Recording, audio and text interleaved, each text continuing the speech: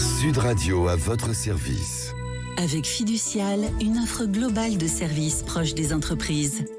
Et dans cette chronique, tous les jours, on vous fait traverser la France, Marseille, les Bouches-du-Rhône avec Pascale Orsola, fondatrice de l'Odyssée du Papillon. Bonjour, merci d'être en direct avec nous.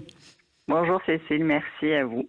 Avec une belle entreprise, on parle de tourisme avec vous, mais de passion surtout du voyage.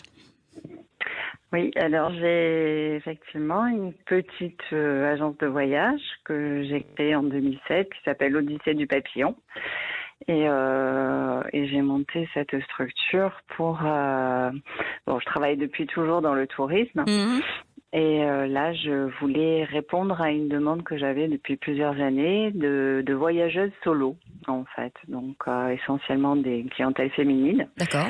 Et j'ai voulu allier les propositions de voyage pour elles avec mes adresses que j'ai au coin du monde. Et le but, c'est de partir à la rencontre des femmes du monde. Voilà. D'accord. Le 100% féminin, est-ce que c'est une difficulté aujourd'hui quand on est seul, hein, forcément? Est-ce qu'en matière de sécurité, est-ce qu'il est difficile aujourd'hui de voyager seul? Alors, après, il y a difficile, oui et non, puisqu'il y a beaucoup de jeunes femmes ou même des plus âgées qui partent sac à dos à l'aventure. Donc là, c'est vrai que moi, ce sont mes voyageuses, elles ont envie d'être bien entourées, de pas se préoccuper de l'organisation et d'être en sécurité. Donc pour elles, c'est un atout. Après, ça veut pas dire que voyager seul, c'est dangereux, mais voilà, ce sont les voyages organisés. Ce sont deux choses différentes. L'approche est entièrement différente que les voyages sac à dos.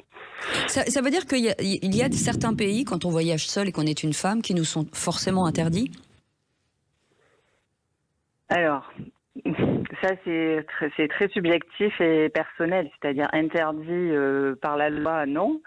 Après, à chacune, en fonction de son ressenti, de partir ou pas en voyage. En tout cas, nous, on s'interdit pas des destinations. Moi, je fonctionne plutôt au feeling et en fonction des personnes que je connais à travers le monde. Donc, c'est vrai que les destinations de cœur qui sont, par exemple, le Japon, c'est parce que j'ai des relations là-bas qui sont étroites de longue date. Oui, exactement. Donc, c'est plus comme ça que j'ai défini les voyages.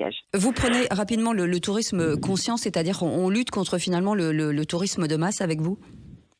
Alors, déjà, moi, j'ai une toute petite structure, donc je fais un petit volume de voyage et je m'attelle à vraiment sortir des sentiers battus et de faire, de toute façon, quand c'est du voyage regroupé à date fixe pour les voyageuses, là, c'est maximum 10 personnes, 10 voyageuses qui partent en même temps. Donc, l'approche est complètement différente qu'un bus de 50 personnes ou les croisiéristes qui débarquent par centaines des passagers. Donc là, on est vraiment sur du voyage culturel. Donc, merci beaucoup, voilà. Pascale Orsola, d'avoir été avec nous. Ça s'appelle l'Odyssée du Papillon à Marseille, dans les Bouches-du-Rhône. Vous nous avez envoyé un petit peu de soleil. Merci en tout cas. Passez une belle journée. Avec plaisir. Et à très bientôt. À bientôt. Sud Radio à votre service. Avec Fiducial, une offre globale de services proches des entreprises.